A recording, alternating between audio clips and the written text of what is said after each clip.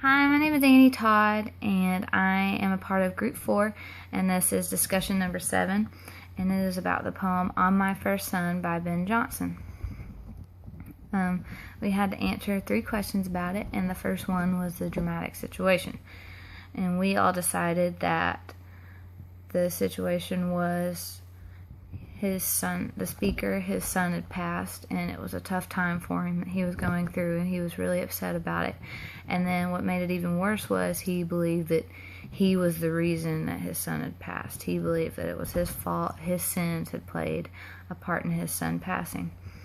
And he was really torn up about it. And Trish, she used a great quote when she said, "Farewell, thou child of my right hand and joy."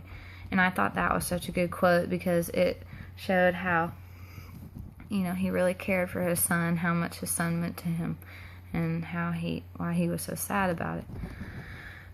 Then the second question was about problem and resolve, and we all decided the problem established in the first 2 lines, of course, was his son had died, and he blamed himself. The son had passed, and the father felt that his sins had played a part of that, as I said. Resolved, how the situation was resolved in the last 4 lines. We all decided that, he realized his son was experiencing peace, and he was putting his son to rest, and he realized he might have been in a better place now, and that made him feel better about his situation. And then Morgan used a quote, "Here doth lie Ben Jonson, his best piece of poetry." And Morgan said that was similar to him saying his son was like a piece of art. That quote showed how much he cared about his son, and it was his best piece of artwork was his son. He really cared about his son. And then even more how it resolved, the speaker made a vow. He said, "For whose sake henceforth all his vows be such as what he loves may never like too much." And we all decided this was him saying he was vowing that he was never going to like something too much. No matter what he loved, he was never going to like it too much because he didn't want to experience pain or regret when it had passed away or it left him.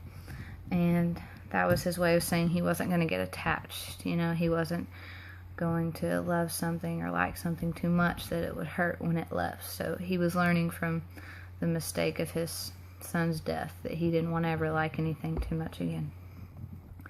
And then the final question, number 3, was about the paradox and the theme of the whole poem. And we decided the theme was death and how the father had to get over the death of his son and had to experience regret that he had felt that he had played a part in his son's death.